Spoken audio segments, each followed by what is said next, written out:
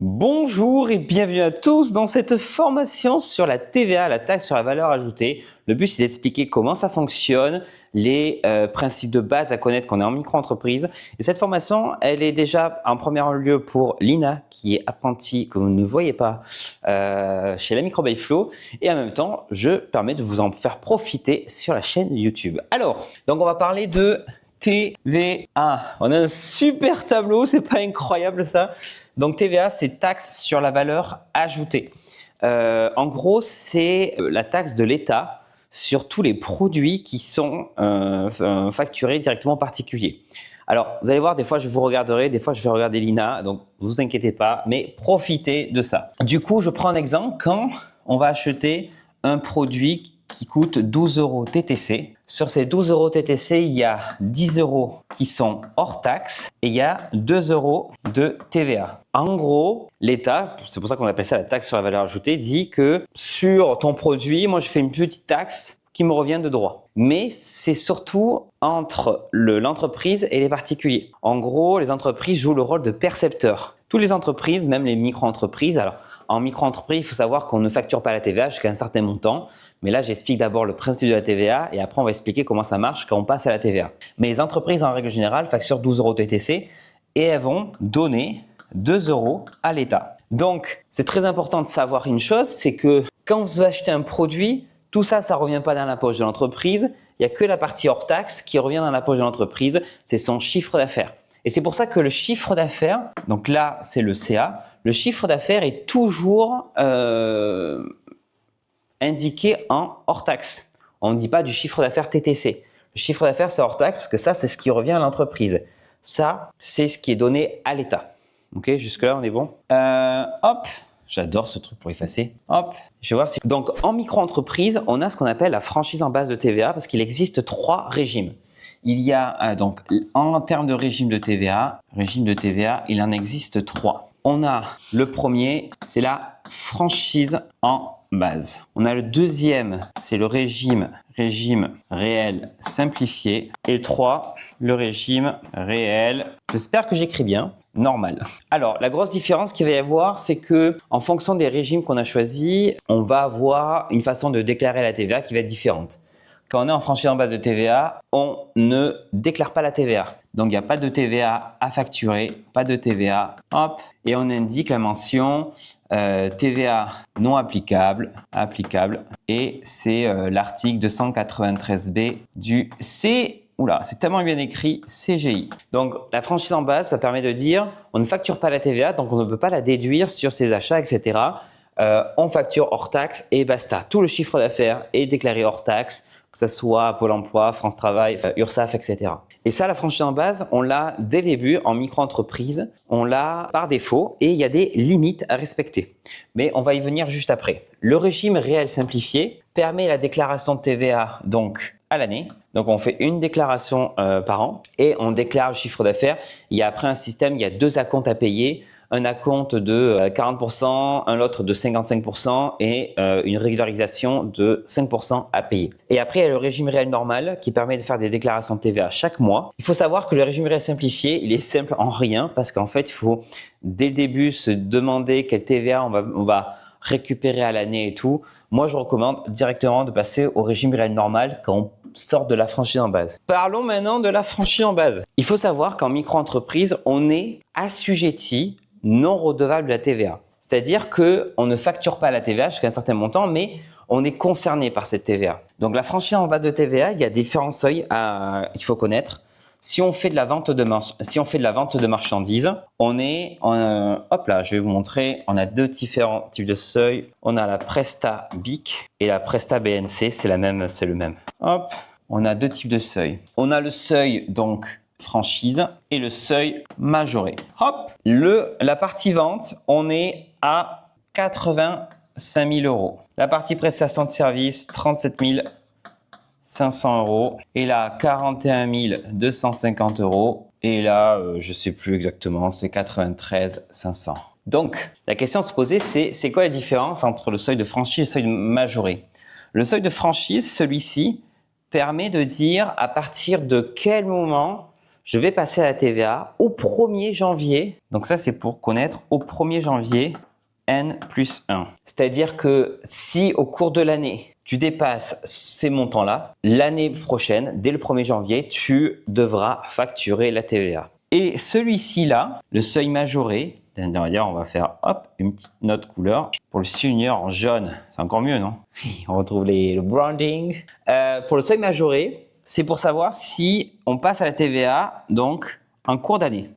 Oui, c'est au 1er jour du dépassement. Donc, imaginons que nous sommes là le 10 décembre et que au 11 décembre, tu as encaissé une facture qui t'a fait dépasser les 41 250. Tu étais, je ne sais pas moi, à 41 000 et tu as encaissé une facture de 500 €. Tu dois, dès le 10 décembre, facturer la TVA. Alors, il faut savoir une petite chose, si on met une petite timeline, hop. Donc, dès lors que tu dépasses, tu es dans cette période ici, tu passes à la TVA donc 1er janvier. Et si tu dépasses 41 250, tu passes à la TVA dès le 1er jour de dépassement. Donc par exemple, si c'est le 10 décembre, tu passes à la TVA au 10 décembre. Si on fait la même timeline et qu'on est le 10 décembre, le 10, 12, ce qui va se passer, c'est que si c'est là où tu passes à la TVA, toutes les factures émises après doivent avoir la TVA. Mais, et ça qui est important, toutes les factures émises avant ton passage à la TVA ne sont pas à la TVA. Même si tu me dis, tiens Florian, mais moi j'avais facturé 10 000 €, c'est ça les 10 000 € qui m'ont fait passer à la TVA. Est-ce que je dois mettre la TVA ou pas sur ces 10 000 €? Non. Parce que ça a été émis avant ton passage à la TVA et parce que ça dépend de prestations que tu as fait avant. Si par exemple tu as des devis qui étaient en cours, que tu avais noté et qu'il y avait les devis qui étaient hors taxe, normalement en principe tu es censé voir tes clients et leur dire bah, tiens, normalement je vais passer à la TVA. Est-ce que c'est bon pour vous, hein? Il y a beaucoup de gens qui disent que si on est dans cette période, on est dans la période de tolérance. Et effectivement, avant 2025, si on était dans cette période-là, on ne passait pas directement à la TVA au 1er janvier l'année suivante. Parce que, en gros, ils disaient que si tu es dans cette période-là, une année, il n'y a pas de problème, tu continues à être sans TVA à l'année suivante. Par contre, si ça fait 2 ans que tu es dans cette période-là, tu dois passer à la TVA au 1er janvier. Et bien, cette période de tolérance, elle a été supprimée. Donc maintenant, ils vont te dire que dès lors que tu es dans cette période de tolérance, tu passes à la TVA au 1er janvier 2026, donc ou 2027 si on est en 2026. Et là, certains vont me dire, mais du coup, c'est pas de la tolérance. Si, c'est de la tolérance, mais pour l'année en cours. Ça permet de dire que tu passes pas tout de suite à la TVA, on te laisse un petit chouïa. Maintenant, le passage TVA. Comment ça marche? Quand tu passes à la TVA, tu dois indiquer, donc arrêter d'indiquer hors taxe sur tes factures et enlever donc mention TVA non applicable, etc. Ça, il faut l'enlever des factures. Il faut indiquer la TVA. Alors la TVA, il y a plusieurs taux à savoir.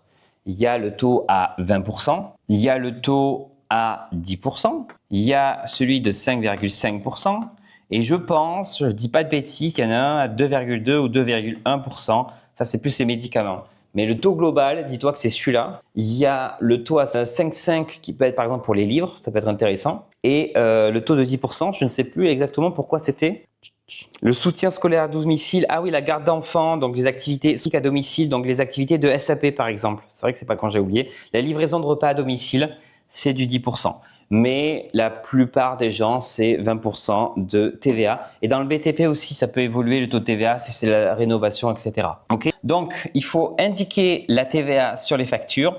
Donc, mentionner le TTC. Le TTC, c'est toute taxe comprise. Okay. Imaginons que tu vendais 100 € ta prestation ou ton produit hors taxe. Eh bien, tu vas laisser 100 € hors taxe, mais tu vas ajouter 20% de TVA. Ça fait 120 € TTC. C'est comme ça que ça doit être en gros indiqué. Là, il doit y avoir marqué 20 € de TVA, etc. Okay. Et donc là, normalement, ton prix hors taxe, il ne change pas. Parce que ton prix hors taxe, c'est ce que tu reçois, c'est ton coût de ce que tu vends. Et du coup, quand tu travailles avec des entreprises, ça ne va pas leur changer grand-chose, qu'ils vont pouvoir la récupérer. Par contre, les particuliers, eux, c'est problématique. Et moi, je vois beaucoup de gens faire, et je sais que c'est un truc que vous faites souvent, c'est se dire, tiens, je vais faire en sorte que mon TTC, hop, ça devient mon ancien hors taxe. Donc, du coup, ici, ça doit être, je pense, c'est 86 et quelques, 86, j'en sais rien, 4, etc. pour que on arrive à un TTC de 100 € parce que j'ai pas envie de mettre une augmentation à mes clients. Mais en faisant ça, tu baisses ta marge et tu baisses ton chiffre d'affaires. Donc, tu gagnes moins et tu devras travailler plus, vendre plus pour gagner la même chose que tu gagnais avant. Voilà. Donc, moi, je recommande, si possible, d'augmenter la TVA, de ne pas toucher le hors-taxe ou alors de trouver un compromis.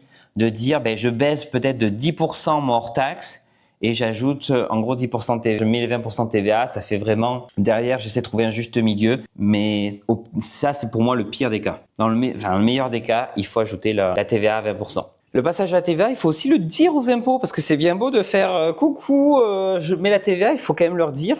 Et ça se fait sur l'espace impôt.gouv.fr. impôt.gouv.fr. Via la messagerie. Alors normalement sur la messagerie, on va l'afficher, mais tu as un endroit pour dire que tu passes à la TVA. Il ne faut pas que tu te trompes, c'est pas le numéro de TVA intracommunautaire. Ça, on va en parler juste après, la différence entre les deux, mais il y a beaucoup de gens qui demandent le numéro de TVA intracommunautaire et pas le numéro de TVA. Donc le passage TVA, on le fait sur impôt.gouv.fr, c'est la rubrique messagerie. En termes de délai, normalement, ils sont assez rapides, ça fait moins d'une semaine pour avoir le numéro de TVA.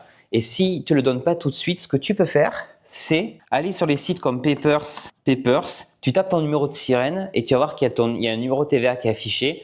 Normalement, c'est le tien et tu vas pouvoir directement l'indiquer sur tes factures. Attention, c'est pas parce que tu récupères le numéro de TVA que tu peux sans problème facturer la TVA pendant 10 mois, j'en sais rien, 5 mois et tout.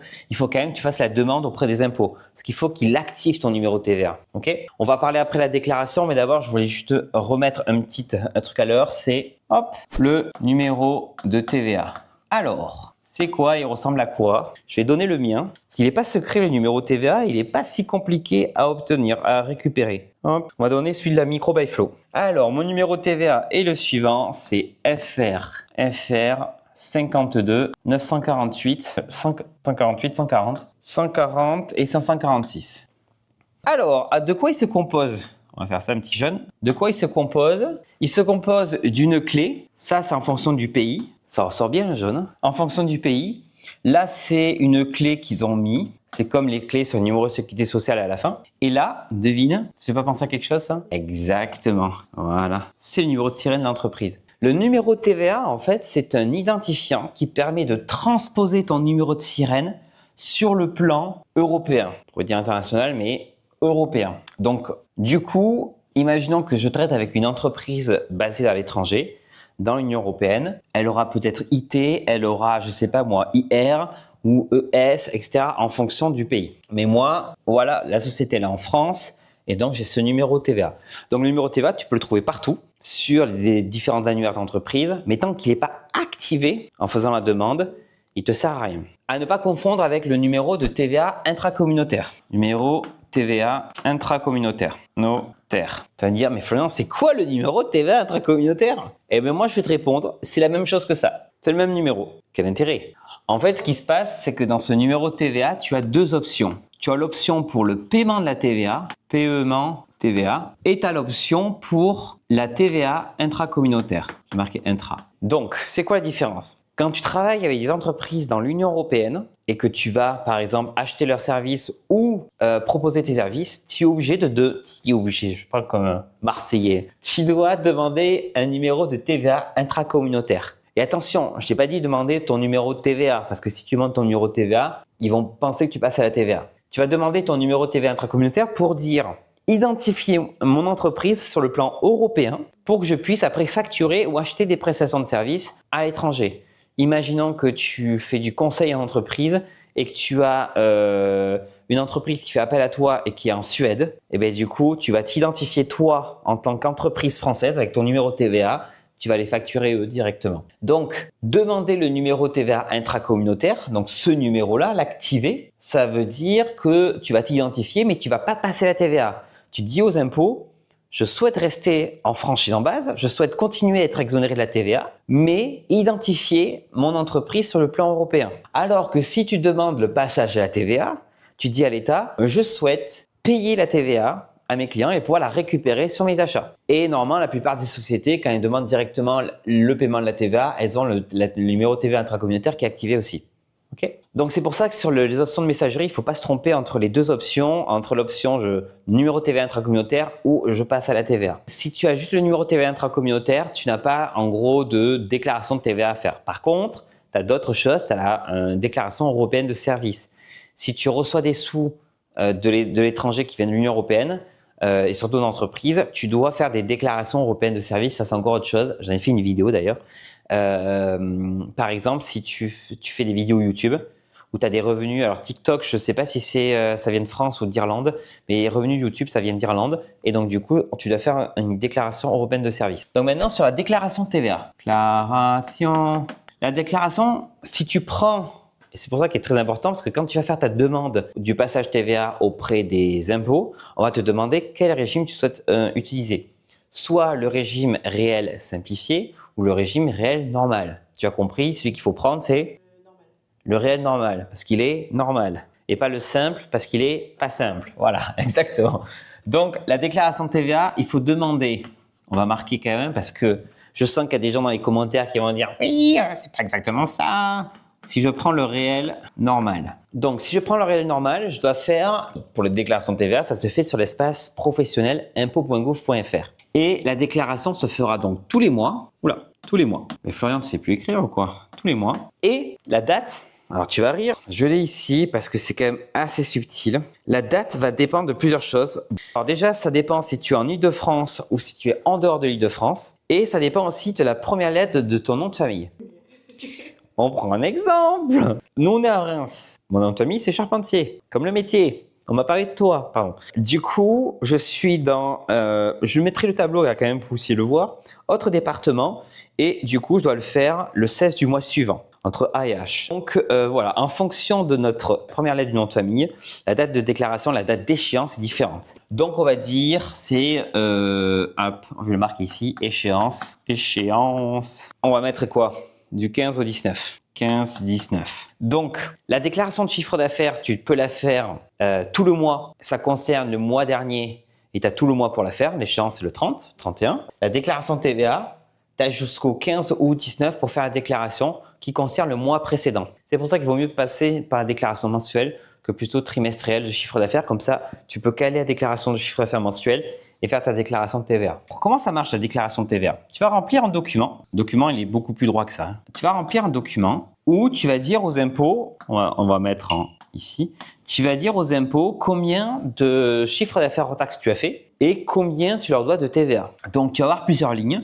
Tu vas avoir une ligne qui va dire le chiffre d'affaires, le CA hors taxe. Imaginons, on va partir sur une base de, tu as fait 1 200 € encaissés au total. Tu as fait 1 200 € que tu as encaissé TTC, donc ton chiffre d'affaires, il est de 1 000 € hors taxe, parce que le chiffre d'affaires, toujours hors taxe. Donc, tu vas devoir dire à l'État, tiens, alors c'est la ligne A1, en règle générale, j'ai encaissé 1 000 € hors taxe. Okay. Sur une autre ligne, tu vas devoir donner les différents taux. Les différents taux, par exemple, combien à 20%, combien à 10%, combien à 5,5, etc. 5,5.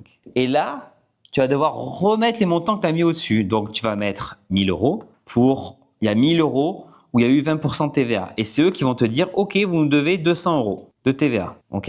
C'est eux qui le calculent en fonction de ce que tu mets là. Alors, je te rassure, en plus, si imaginons que tu avais mis là 900 et que là, tu mets 1000, ils vont te dire qu'il y a une erreur. Et après, tu as la ligne 19 et 20. Et je pense que c'est la 20. Je ne vais pas dire de bêtises. Je l'afficherai si ce n'est pas celle-là. Où tu dois dire la TVA à déduire. Et là, c'est à toi de l'indiquer. Oula, très bien écrit, TVA à déduire. Donc, on va prendre un exemple. Tu as encaissé 1 200 € TTC, mais ça te fait 1 000 € de chiffre d'affaires. Tu as dépensé, je ne sais pas moi, les 400 € parce que tu as acheté un super, je sais pas moi, un super téléphone, j'en sais rien.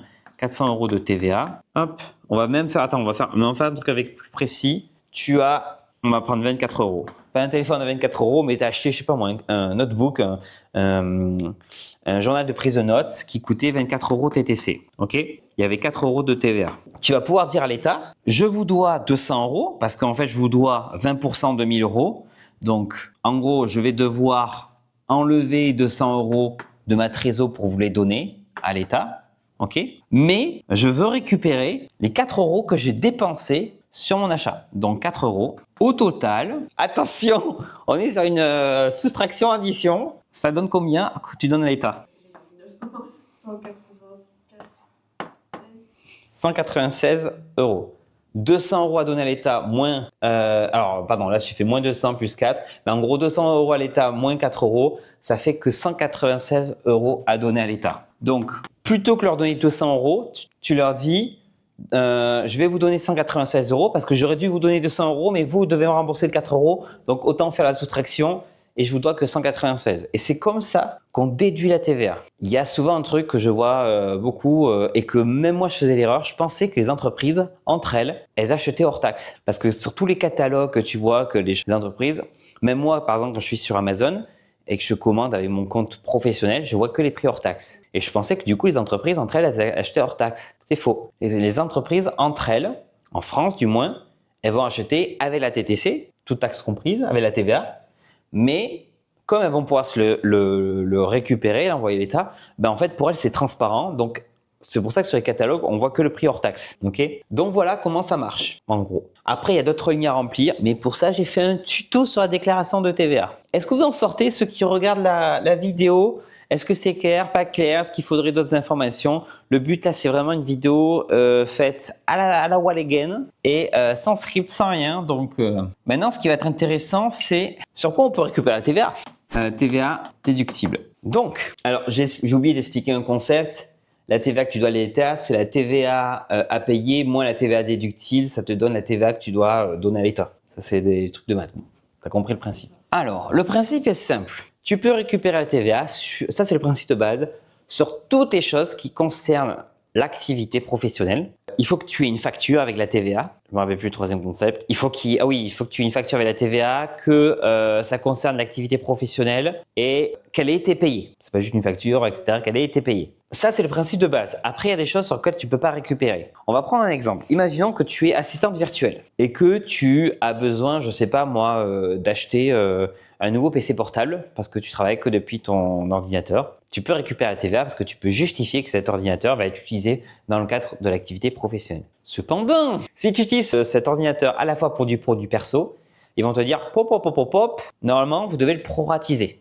On va en parler un peu du prorata parce que c'est un peu spécifique. Par contre, imaginons que tu es, je sais pas moi, tu es coach professionnel et que tu vas manger avec ton client à midi, tu peux récupérer la TVA sur le frais de repas que tu fais quand tu invites ton client. Imaginons que tu vas à une convention, tu vas à une foire, par exemple le salon de la micro-entreprise que tu payes pour y aller ou pour avoir un stand ou des choses comme ça, sur les marchés, des choses comme ça. C'est pour le cadre de ton activité professionnelle, tu peux récupérer la TVA dessus. Moi, il y a des gens qui prennent des consultations avec moi, donc des gens qui sont en micro-entreprise, qui ont la TVA, ils prennent des consultations avec moi pour faire le point sur leur activité, et bien eux, ils peuvent récupérer la TVA parce que c'est pour leur activité professionnelle. Donc, tu l'auras deviné, si tu as un site internet, si tu utilises Adobe ou Adobe, etc., Notion, etc., si tu as la TVA dessus, tu peux la récupérer parce que tu justifies que c'est pour ton activité professionnelle. Il y a des frics sur lesquels tu ne peux pas. Par exemple, ce qui est niette, c'est les transports en commun. Transport, c'est-à-dire les bus, trains, avions, je suis revenu sur la grosse écriture, etc. Ça, tu ne peux pas récupérer la TVA dessus, tout ce qui est transport en commun. Par contre, tu peux récupérer la TVA sur le péage. Par exemple, le péage, tu peux récupérer sur l'essence. L'essence, ce n'est pas 100%. C'est 80% sur l'essence, sauf si tu as un véhicule utilitaire. Alors, il y a certains qui veulent essayer de faire passer certains frais mixtes. Par exemple, ton forfait téléphonique, on parle de l'exemple de la licence virtuelle. Le forfait téléphonique que tu payes à titre perso, est-ce que tu peux le faire passer? En principe, oui, mais tu dois appliquer le prorata. Je prends un exemple. Imaginons que ton forfait il coûte 12 euros. Allez, on va mettre quand même un forfait, je ne sais pas, aujourd'hui, allez, on va mettre ça pour donner un peu plus d'exemples. Il y a 4 euros de TVA, on est d'accord? Si ton forfait, tu l'utilises à la fois pour du pro ou du perso, tu dois dire, ok, mais à combien de pourcentage j'utilise? Il faut que minimum, il y ait 10% pour l'activité professionnelle, 10%. Mais par exemple, si tu dis que c'est moitié-moitié, eh bien, tu ne peux pas récupérer 100%, tu récupères que 50%. Donc 2 euros de TVA. Alors je vois arriver là à me dire, c'est peanut Florian, si je calcule. Mais 2 euros plus la box internet, plus machin, etc. Ça fait quand même une petite dizaine d'euros peut-être par mois. Après, ça c'est la théorie.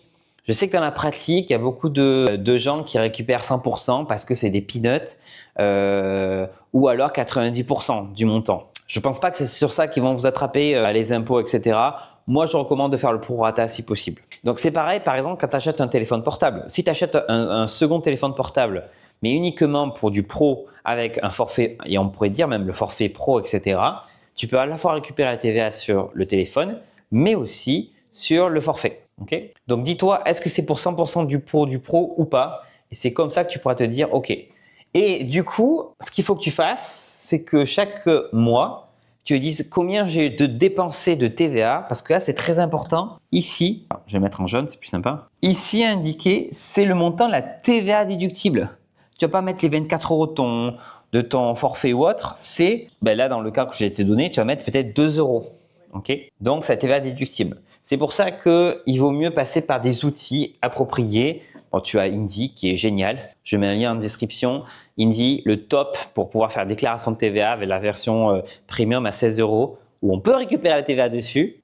Ils font la déclaration de TVA directement et en fonction des dépenses du compte bancaire, c'est eux qui vont remplir directement la déclaration de TVA. Voilà. Donc, petite fleur pour Indy. Donc oui, ça c'est très important de suivre tout ça et surtout les justificatifs parce que sur la déclaration de TVA, ici, ils ne demandent pas directement un justificatif. C'est du déclaratif. Par contre, c'est un contrôle, ils veulent voir le justificatif. Mais avec Indy, on va mettre la collaboration commerciale, ils ont l'abonnement premium, ils ont la valeur probante. C'est-à-dire que tu as juste à scanner le justificatif ou mettre la facture, tu peux jeter le papier. Voilà, donc ça c'est bien. Enlève-le du coup, la collaboration. Je pense qu'on est plutôt bon sur les grands principes de la TVA. Si, une petite chose, le après. On me dit souvent, Florian, ok, si je suis à la TVA, est-ce que je peux revenir en franchise en base? Est-ce que je peux revenir avec l'exonération? La réponse est oui. Mais, regardez là, si on est en dessous, si le CA est inférieur au seuil de base, pas le seuil majoré. Donc, on va voir si Lina a bien suivi la formation. Le seuil de base pour la franchise, pour la prestation de service, c'est quoi? Elle a triché. 37 500 €. Donc, imaginons que, alors, je te rappelle le principe, dès qu'on passe à la TVA, on passe à la TVA au cours de l'année en cours et l'année suivante. Donc, si par exemple, tu es passé à la TVA le 10 décembre, là, tu es à la TVA jusqu'à la fin de l'année et l'année suivante, dès le 1er euro, tu es à la TVA. Si en 2026, ton CA est inférieur à 37 500, tu as le droit, en dessous du seuil de base, tu as le droit de demander à revenir en franchise en base dans ton exonération pour 2027. Il faudra faire la demande avant la fin de l'année 2026 et tu peux en faire la demande. Si tu passes en TVA en 2026, tu es redevable à la TVA pour 2026 et 2027, donc 2 ans. Si tu passes à la TVA en 2026, donc on la refait, peut-être c'est pas clair aussi pour vous. Si tu passes à la TVA en cours d'année, tu es à la TVA pendant 2 ans, dont l'année en cours, donc jusqu'à la fin de l'année en cours, plus 1 an. Okay. Si tu passes à la TVA, par exemple, au 1er janvier 2026, tu es à la TVA au 1er janvier 2026 et tu as après la TVA jusqu'à fin 2027. Et c'est, imaginons que ton CA est inférieur à 37 500, que tu peux demander à rebasculer en franchise en base de TVA pour l'année suivante. Maintenant, est-ce que ça vaut le coup? Ça va dépendre. Parce que là, on va faire un petit conseil. Ah, bien sûr, au moment où j'en ai besoin, c'est pas écrit en gros. Super. Hop. Ah, mais si, c'était écrit en gros. Conseil.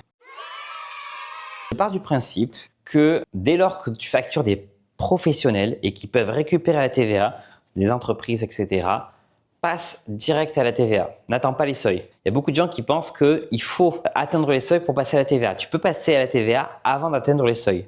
Et je t'invite même à le faire avant d'atteindre les seuils si tu factures des professionnels qui peuvent, eux, récupérer la TVA parce que tu vas pouvoir la récupérer sur tes dépenses, etc. et tout. Tu vas me dire, ouais, mais bon, pour récupérer 2-3 peanuts, petit conseil. À quel point c'est important de passer à la TVA? Imaginons que on va mettre un petit tableau. Là, tu n'es pas à la TVA, sans TVA. Là, c'est avec TVA. La TVA te fait gagner de la trésor. Tu gagnes des sous avec la TVA. Et puis pourquoi? On démarre ton compte en banque, il est à 0. Là, je te pose la question, il a combien ton compte en banque? Il est à 0, ok? Secret professionnel. Tu fais une prestation de service où tu vends tes produits et tu en as pour 1 200 € de vente. Ça fait 1000. Alors, attention, c'est ça qui va être important. C'est qu'on va partir du principe que tu étais à 1 000 € de vente ou de prestation de service. Donc, tu reçois 1 000 € parce que c'est 1000 € hors taxe, mais avec la TVA, tu es censé recevoir 1200 TTC. Ok, on va le préciser. Et là, TTC. On est d'accord que là, tu dois rien à l'État. Là, tu dois combien à l'État? 200 €. Tu as acheté des marchandises et tu en as acheté pour, on va dire, allez, 600 € de marchandises. 600 € TTC. Moins 600 € TTC de marchandises. Et là, moins 600 € TTC de marchandises. Combien tu peux récupérer de TVA? Il y a 100 € TVA. 100 € de TVA. TVA. 1200 moins 200, ça fait 1000. Moins 600, ça fait 400. 500 € hors taxe. 500 € qui te reste dans ta poche. Ok? Et là, je viens de te montrer qu'à la fin, ce qui reste dans ton compte bancaire, je n'ai pas parlé des cotisations sociales là, parce que les cotisations sociales, c'est proportionnel, c'est le chiffre d'affaires hors taxe. Ça, je ne l'ai peut-être pas précisé au début, mais tout, France Travail, les impôts, l'URSSAF, la CAF, etc., tous, ils calculent sur le hors taxe, pas sur le TTC. Donc, facture avec la TVA, tu ramèneras toujours plus de sous, il te restera toujours plus dans ta trésor que si tu étais sans TVA. Et là, hop, drop. Donc, premier conseil, si tu factures des professionnels, passe à la TVA direct. Si tu as beaucoup de marchandises, etc., tu as beaucoup de frais, et que même si tu factures des particuliers, calcule, parce que comme je te dis là, par exemple, tu peux te dire, ok, peut-être mes clients vont payer un peu plus cher, mais essaie de trouver un juste équilibre, une juste balance, en disant, oui, mais moi, je vais récupérer aussi des frais, alors de la TVA sur mes frais, et du coup, est-ce que je peux essayer de trouver une juste balance pour essayer de m'y retrouver un petit peu? Équipe-toi dans le logiciel. Franchement, te prends pas la tête. La déclaration de TVA, elle est un peu compliquée au début, mais après, c'est une routine à avoir. Et si tu as des clients que en France, tu achètes pas à l'étranger, tu vends pas à l'étranger, il y a, allez, à tout péter, 3 lignes à remplir. Vraiment. Fin. Est-ce que vous avez regardé jusqu'à la fin? Est-ce que c'était intéressant? Est-ce que c'était passionnant? Je vais d'abord le demander à Lina. Oui, bah moi j'ai tout compris. Alors, je sais pas, t'as tout compris? Ouais, pour de vrai, ouais. Ok. Donc maintenant, si vous avez des questions, vous les posez sur les réseaux sociaux. C'est Lina qui vous répondra. Non. En vrai, on a fait plein d'articles sur la TVA sur le site internet. On a fait plein d'articles. Je vais en continuer à en faire d'autres. Et si vous voulez qu'on refasse ce genre de format, là, c'était vraiment pas préparé du tout. Mais on pourra faire un truc beaucoup plus préparé qui explique. Et ça vous plaît, on pourra en faire. Et dites-moi si vous êtes resté jusqu'au bout. On va mettre quoi comme emoji là? Un phoque. Ok. Mettez un commentaire, pas juste un phoque, mettez un commentaire et finissez votre commentaire par un phoque pour voir si vous êtes allé jusqu'au bout de la vidéo. C'est toi qui répondra au commentaire. Je vous dis à très bientôt pour une nouvelle vidéo. Salut, ciao.